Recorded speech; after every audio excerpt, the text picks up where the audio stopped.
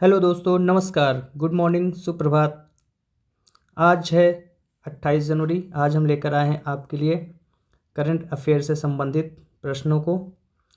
चलिए शुरू करते हैं। आज का पहला प्रश्न ये रहा, हाल ही में माइकल मार्टिन किस देश के प्रधानमंत्री बने हैं? हाल ही में माइकल मार्टिन किस देश के प्रधानमंत्री बने हैं? तो माइकल मार्टिन आयरलैंड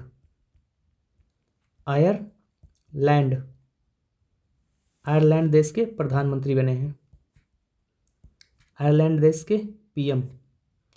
ये आयरलैंड के दूसरी बार पीएम बने हैं, दूसरी बार प्रधानमंत्री बने हैं। आयरलैंड की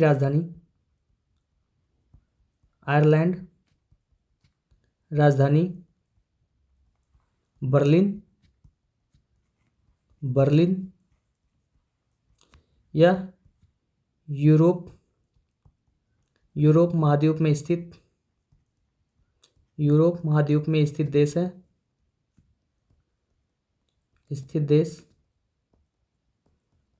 है। यूरोप के आयरलैंड के राष्ट्रपति मैरी मैक अलीज। आयरलैंड के राष्ट्रपति मैरी मैक अलीज जी हैं। आयरलैंड यूरोप का तीसरा सबसे बड़ा महाद्वीप है।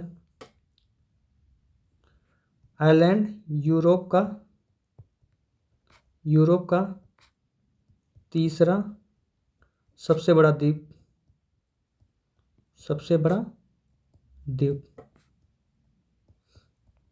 इस प्रश्न का करेक्ट आंसर ऑप्शन सी है। माइकल मार्टिन आयरलैंड के दूसरी बार प्रधानमंत्री बने हैं। चलते हैं अगले प्रश्न की ओर। अगला प्रश्न सुपर फास्ट रिवीजन में देख लेते हैं क्या है। महाराष्ट्र सरकार ने किस हवाई अड्डे के पुनर्निर्माण को मंजूरी प्रदान की? पुणे हवाई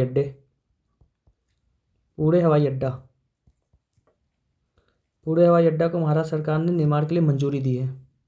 इस हवाई अड्डे का नाम जगत गुरु संत तुकाराम महाराज अंतर्राष्ट्रीय हवाई अड्डा होगा। जगत गुरु संत तुकाराम महाराज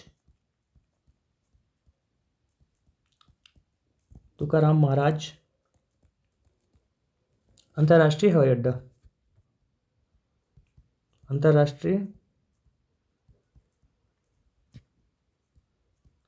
अड्डा।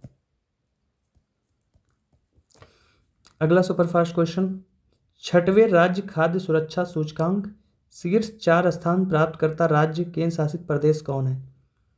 छठा राज्य खाद्य सुरक्षा सूचकांक 2023-24 में शीर्ष 4 स्थान प्राप्त करने वाले राज्यों व केंद्र शासित प्रदेशों के नाम क्या है?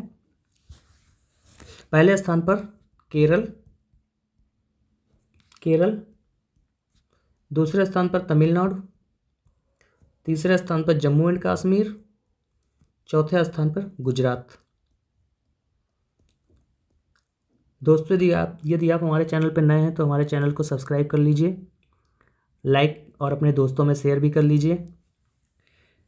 सुपरफास्ट रिवीजन में हम लोग पिछले महीनों के करंट अफेयर्स को देखते हैं, जो कि रिवीजन के लिए अति महत्वपूर्ण होता है। तो आप सुपरफास्ट रिवीजन को भी देखते रहिए। चलते हैं अगले प्रश्न की ओर। अगला प्रश्न है, हाल ही में जारी नीति आयोग के प्रथम वित्तीय स्वास्थ्य सूचकांक में कौन सा राज्य शीर्ष पर रहा? हाल ही में नीति आयोग द्वारा प्रथम वित्तीय स्वास्थ्य सूचकांक जारी किया गया है। इसमें कौन सा स्थान शीर्ष पर रहा? चलिए देख लेते हैं प्रथम वित्तीय स्वास्थ्य सूचकांक क्या है। इसको नीति आयोग द्वारा जारी किया गया है। नीति आयोग द्वारा जारी। इसमें टॉप स्टेट उड़ीसा ने परफॉर्मेंस किया है पहले स्थान पर। इसको डॉक्टर अरविंद पनगड़िया जी द्वारा जारी किया गया है। डॉक्टर अरविंद पनगड़िया जी 16वें वित्त आयोग के अध्यक्ष हैं। वित्त आयोग के अध्यक्ष, वित्त आयोग अध्यक्ष कौन है? डॉक्टर अरविंद पनगड़िया जी। इन्होंने प्रथम वित्तीय स्वास्थ्य सूचकांक को जारी किया है। इनके साथ उपस्थिति में नीति आयोग के सीईओ VVR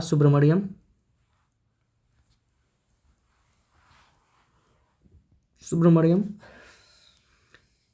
उपाध्यक्ष, नीति आयोग के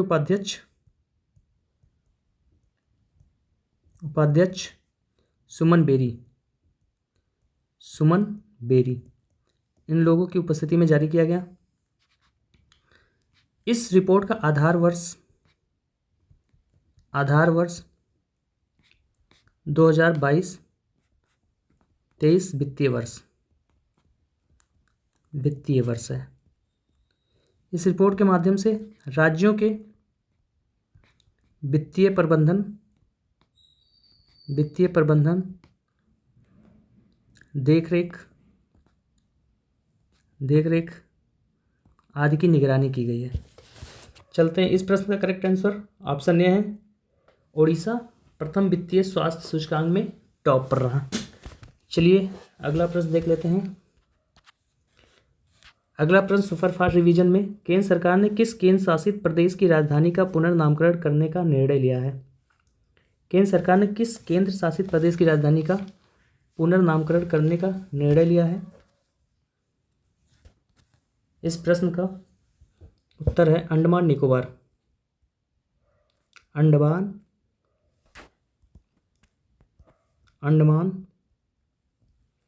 एवं निकोबार द्वीप समूह की राजधानी का पुनर्नामकरण किया गया है, जिसकी पुरानी राजधानी पुराना नाम राजधानी का पोर्ट ब्लेयर था। अब इसकी वर्तमान राजधानी श्री विजयपुरम रख दिया गया है। इसका नाम परिवर्तन कर श्री विजयपुरम,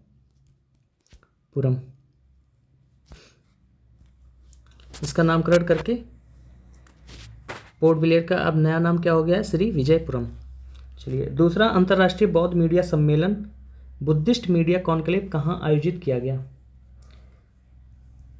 बौद्ध मीडिया सम्मेलन का आयोजन नई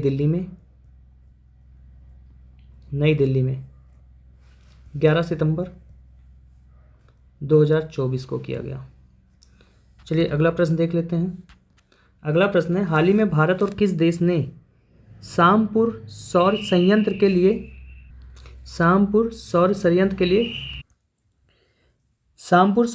के लिए ऊर्जा मूल्य निर्धारित किया? तो इसका आंसर है भारत और श्रीलंका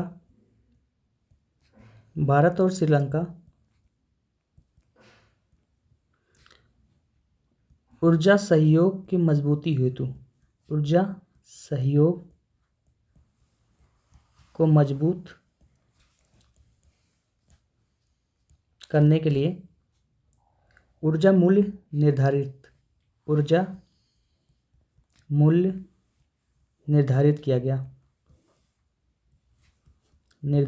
किया। भारत और श्रीलंका ने शामपुर सौर संयंत्र के ऊर्जा मूल्य निर्धारण किया। इसकी पुष्टि श्रीलंका के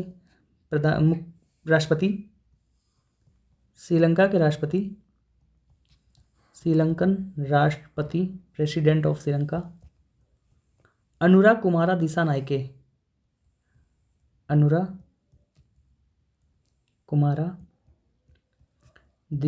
द्वारा किया गया।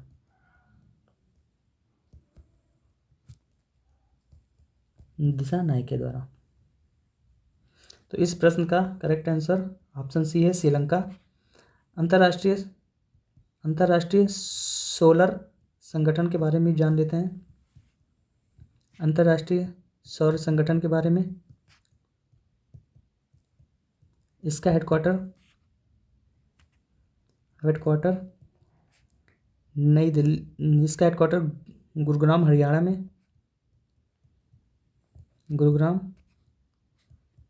हरियाणा में।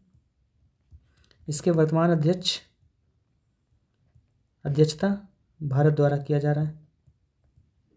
भारत। अंतर्राष्ट्रीय सौर संगठन का कार्यालय कहाँ पे है? गुरुग्राम हरियाणा। और इसकी अध्यक्षता किसके अंडर में है? भारत द्वारा। International solar alliance. चलते हैं अगले प्रश्न के फटाफट रिवीजन में देख लेते हैं क्या है। किसने उत्तर प्रदेश में सैनिक स्कूल का उद्घाटन किया? किसने उत्तर प्रदेश में सैनिक स्कूल का उद्घाटन किया? हाल ही में उत्तर प्रदेश में एक सैनिक स्कूल खोला गया है जिसका उद्घाटन भारत के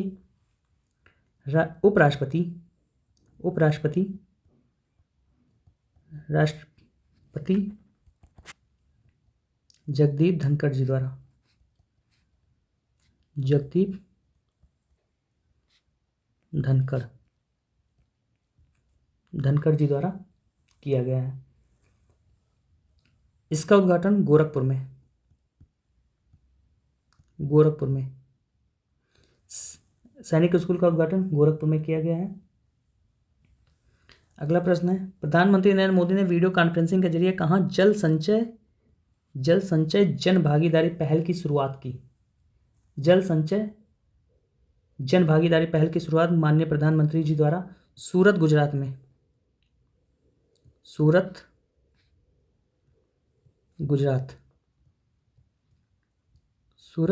में। जल संचय जन भागीदारी पहल जल शक्ति अभियान कैच द रेन से जुड़ा है। इसका संबंध जल शक्ति अभियान भारत सरकार द्वारा चलाई जा रही जल शक्ति अभियान कैच द रेन से संबंधित है। कैच द रेन से संबंधित है। चलते हैं अगले प्रश्न की ओर। अगला प्रश्न क्या है? अगला प्रश्न है हाल ही में किस राज्य सरकार ने एरोस्पेस और रक्षा नीति को मंजूरी दी है? राज्य सरकार द्वारा एरोस्पेस और रक्षा नीति की मंजूरी उत्तर प्रदेश सरकार द्वारा। इसका उत्तर प्रदेश सरकार ने योगी आदित्यनाथ जी की सरकार ने एरोस्पेस और रक्षा नीति को मंजूरी दी है।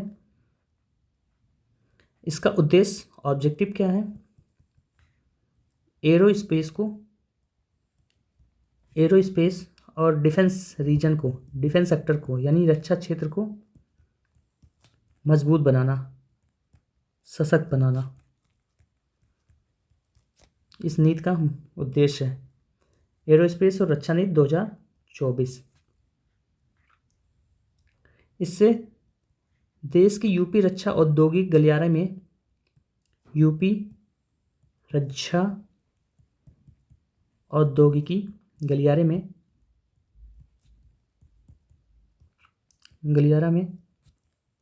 डिफेंस इंडस्ट्रियल कॉरिडोर में मजबूती आएगी। विश्व स्तरीय उच्च टेक्नोलॉजी का विकास होगा। विश्व स्तरीय प्रौद्योगिकी का विकास। एरोस्पेस एंड डिफेंस सेक्टर में मैन्युफैक्चरिंग वातावरण भी बनेगा। तो इस प्रश्न का करेक्ट आंसर ऑप्शन बी है। Option B Uttar Pradesh. चलिए अगला प्रश्न देख लेते हैं। अगला प्रश्न फटाफट रिवीजन, सुपर फास्ट रिवीजन में क्या है? राष्ट्रपति द्रौपदी मुर्मू ने कहाँ विश्व शांति बुद्ध विहार का उद्घाटन किया है? भारत के राष्ट्रपति द्रौपदी मुर्मू द्वारा उदगीर लातूर जिला महाराष्ट्र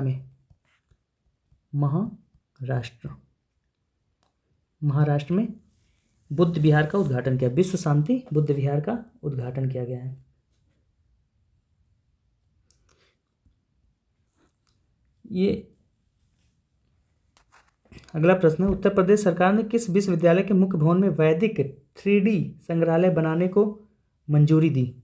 वैदिक 3D संग्रहालय बनाने की मंजूरी किस सरकार द्वारा? उत्तर प्रदेश सरकार द्वारा। विश्वविद्यालय के मुख्य भवन में वैदिक 3D संग्रहालय बनाने की मंजूरी संपूर्णानंद संस्कृत विश्वविद्यालय वाराणसी। संपूर्णानंद संस्कृत संस्कृत विश्वविद्यालय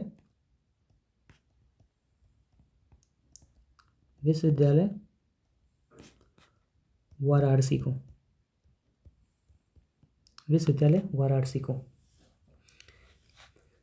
यह अत्याधुनिक संग्रहालय भारतीय ज्योतिष,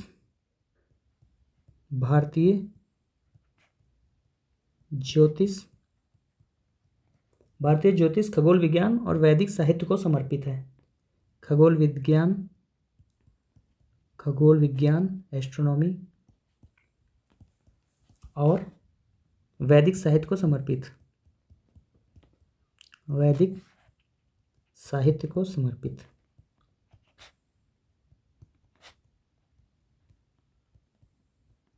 चलिए अगला प्रश्न देख लेते हैं क्या है। अगला प्रश्न है, हाल ही में किस खिलाड़ी को 2024 के लिए T20 अंतर्राष्ट्रीय में क्रिकेटर ऑफ द ईयर चुना गया? T20 अंतर्राष्ट्रीय क्रिकेटर ऑफ द ईयर,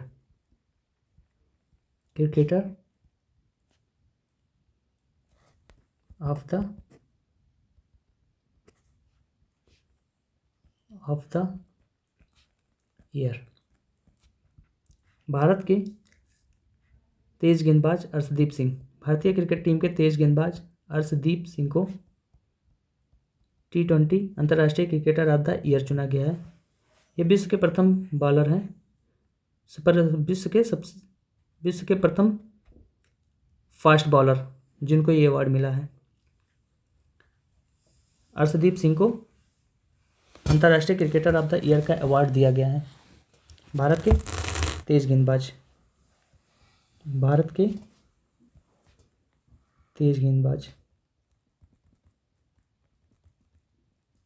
इस प्रश्न का करेक्ट आंसर ऑप्शन डी है, अर्शदीप सिंह। चलते हैं अगला प्रश्न देख लेते हैं। सुपर फास्ट रिवीजन में प्रोजेक्ट नमन की शुरुआत किसने की? प्रोजेक्ट नमन की शुरुआत भारतीय थल सेना द्वारा प्रोजेक्ट नमन की शुरुआत की गई। इसके तहत रक्षा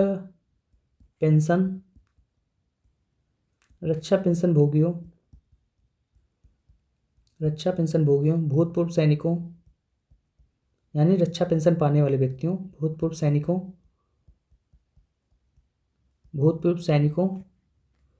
एवं सेवाएं प्रदान करने वाले उन सैनिकों और उनके परिवार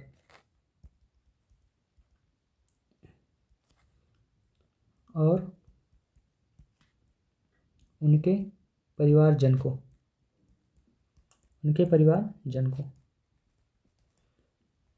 प्रोजेक्ट नमन की शुरुआत भारतीय थल सेना द्वारा किया गया। रक्षा पेंशन भोगियों, भूतपूर्व सैनिकों और उनके परिवारजन को पेंशन हेतु। उत्तर प्रदेश मंत्रिमंडल द्वारा डिजिटल मीडिया संबंधित किस नीति को मंजूरी प्रदान की गई? डिजिटल मीडिया संबंधित किस गवर्नमेंट द्वारा उत्तर प्रदेश किस नीति को मंजूरी प्रदान की गई है? तो यूपी डिजिटल मीडिया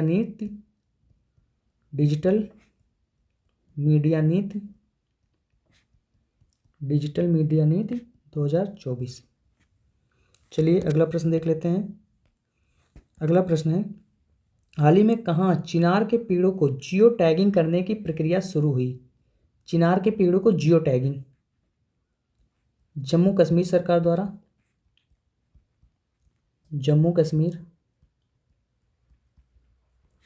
द्वारा,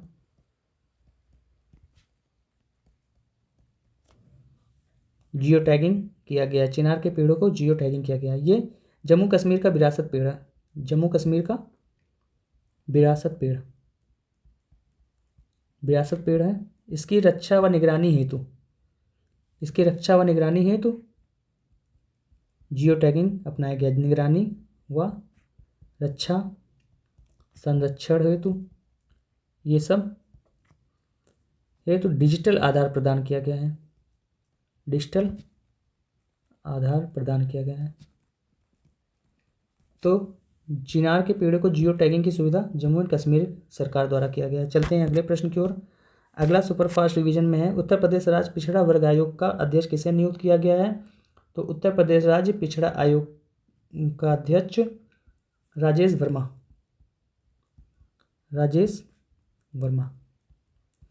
बिहार खेल विश्वविद्यालय एवं राज्य खेल अकादमी का उद्घाटन कहाँ किया गया है?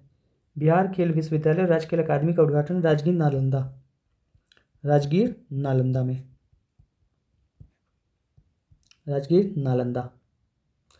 दोस्तों, यदि आप हमारे चैनल पर नए बने हुए हैं तो आप हमारे चैनल को ज़रूर सब्सक्राइब कर लीजिए और बेल आइकन को भी पुश कर दिए ताकि लेटेस्ट नोटिफिकेशन आपको मिलता रहे। चलते हैं अगले प्रश्न की ओर। अगला प्रश्न है, हाल ही में प्रथम प्रौद्योगिकी संवाद 2025 कहाँ आयोजित किया गया? तो हाल ही में प्रथम प्रौद्योगिकी संवाद 2025 कहाँ आयोजित किया गया है? प्रथम प्रौद्योगिकी संवाद 2025 24 जनवरी को भारतीय विज्ञान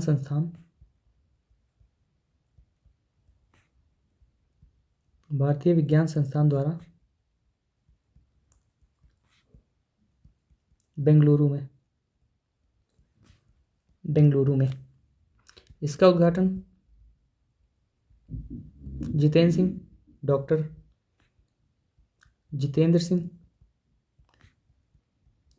सिंह भारत सरकार वैज्ञानिक सलाहकार इंडियन गवर्नमेंट वैज्ञानिक सलाहकार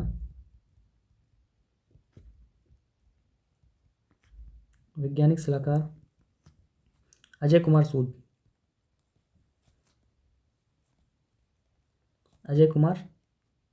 सूद द्वारा। इसमें टेक्नोलॉजी से संबंधित मुद्दों पर चर्चा किया गया है। संबंधित मुद्दों पर चर्चा। इस प्रश्न का correct answer option C, Bengaluru में।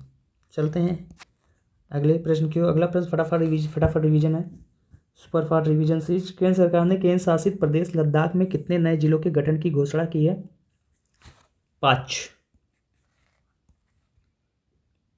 5 जिला बनाया गया है लद्दाख में। उसके नाम देख लेते हैं। जास्कर, द्रास, साम, नुब्रा और चांगथांग। ये 5 जिलों का निर्माण किया गया है। बनारस हिंदू विश्वविद्यालय और किस अकादमी ने नेपाली भाषा और संस्कृत अध्ययन के लिए समझौता किया है? नेपाल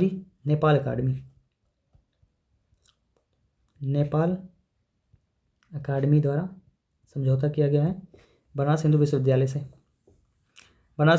और नेपाल अकादमी के बीच नेपाली भाषा और संस्कृति अध्ययन के लिए समझौता किया गया है। चलते हैं अगले प्रश्न की ओर। अगला प्रश्न है, हाल ही में ऑस्ट्रेलिया ओपन 2025 पुरुष एकल का खिताब किसने जीता? ऑस्ट्रेलिया ओपन 2025 4 ग्रैंड स्लैम खेला जाने वाले में पहला ग्रैंड स्लैम ऑस्ट्रेलियन ओपन 2025 पुरुष एकल का खिताब जेनिक सिनर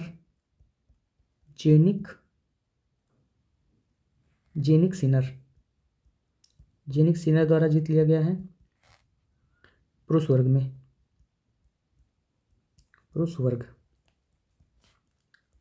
में एकल खिताब सिंगल मेंस जेनिक सिनर द्वारा जीत लिया गया है। जेनिक सिनर कहाँ के रहने वाले हैं? इटली के टेनिस खिलाड़ी।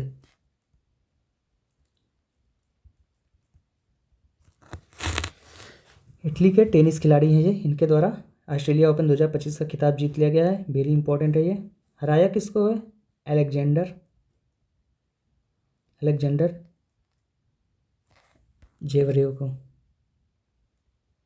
जेवरेव को हराया। तो इस प्रश्न का करेक्ट आंसर ऑप्शन बी है। चलते हैं अगले प्रश्न की ओर। अगला प्रश्न है पीएम मोदी की अध्यक्षता में केंद्रीय मंत्रिमंडल ने किस योजना को मंजूरी दी? पीएम मोदी की अध्यक्षता में केंद्रीय मंत्रिमंडल ने किस योजना को मंजूरी दी? तो पीएम आवास योजना शहरी 2.0। पीएम आवास योजना शहरी 2.0 को मंजूरी दी है। राष्ट्रीय महिला आयोग की अध्यक्ष सुश्री रेखा शर्मा ने किसका उद्घाटन किया? डिजिटल शक्ति केंद्र। डिजिटल शक्ति केंद्र का उद्घाटन रेखा शर्मा द्वारा। राष्ट्रीय महिला आयोग की अध्यक्ष, केंद्र का उद्घाटन। इसका उद्देश्य क्या है? महिलाओं के खिलाफ साइबर अपराधों को बारे में लोगों में जागरूकता फैलाना। महिलाओं के खिलाफ साइबर अपराधों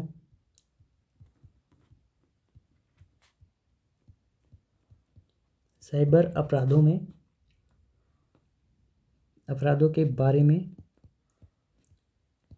जागरूकता फैलाना।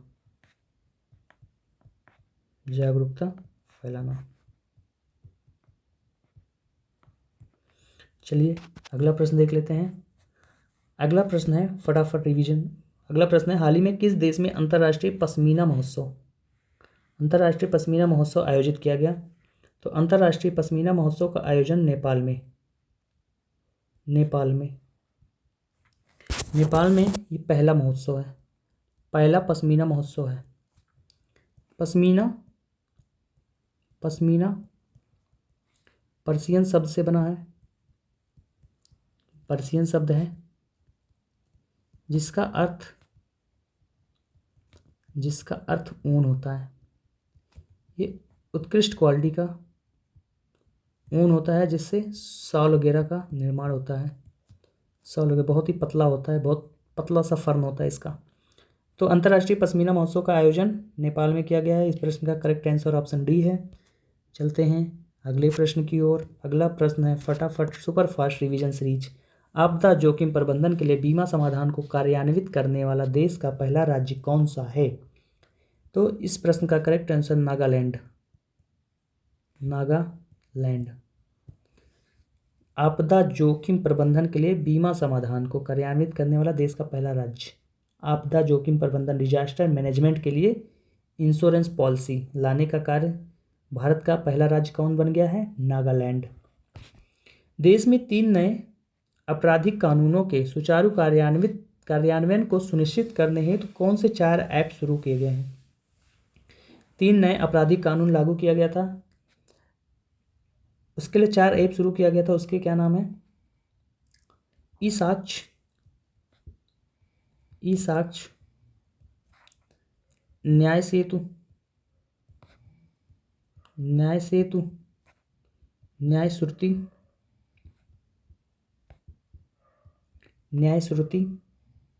ई समन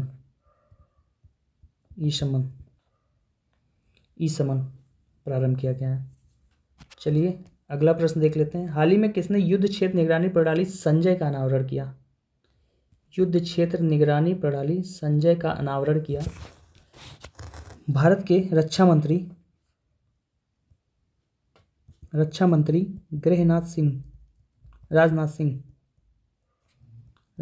राजनाथ सिंह द्वारा युद्ध क्षेत्र निगरानी प्रणाली का अनावरण। युद्ध क्षेत्र निगरानी प्रणाली का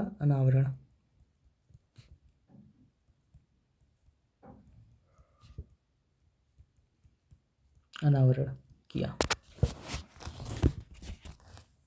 ये मॉडर्न सेंसर से या सिस्टम मॉडर्न सेंसर,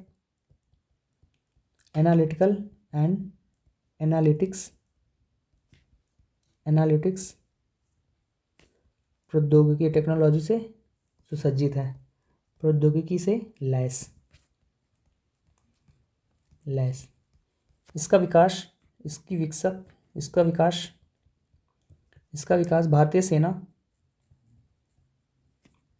सेना व भारत इलेक्ट्रॉनिक्स इलेक्ट्रॉनिक्स लिमिटेड द्वारा स्वदेशी रूप से विकसित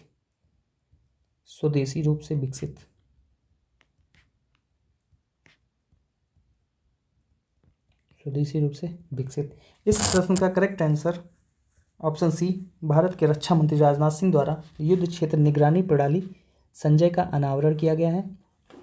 ये युद्ध के मैदान में निगरानी रखेगा, युद्ध के मैदान की सटीक निगरानी करेगा। चलिए अगला प्रश्न देख लेते हैं। सुपर फास्ट रिवीजन सीरीज में आपदा जोखिम प्रबंधन के लिए बीमा समाधान को कार्यान्वित करने वाला देश का पहला राज्य कौन सा है? आपदा जोखिम प्रबंधन के लिए बीमा समाधान को कार्यान्वित करने वाला देश का पहला राज्य, रिपीटेड क्वेश्चन है, इसका करेक्ट आंसर क्या था? नागालैंड। और देश में 3 नए आपराधिक कानूनों को सुचारू कार्यान्वयन को सुनिश्चित करने हेतु कौन से 4 ऐप लॉन्च किए गए थे? ई साक्ष्य फिर से देख लेते हैं क्या प्रॉब्लम है। न्याय सेतु, न्याय श्रुति,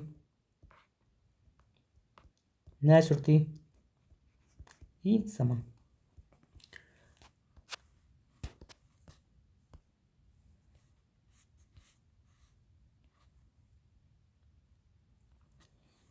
उत्तर प्रदेश के गोरखपुर से लेकर पश्चिम बंगाल तक 519 किलोमीटर लंबा कौन सा एक्सप्रेसवे बनाया जा रहा है? उत्तर प्रदेश के गोरखपुर से लेकर पश्चिम बंगाल तक कौन सा एक्सप्रेसवे बनाया जा रहा है? गोरखपुर सिलीगुड़ी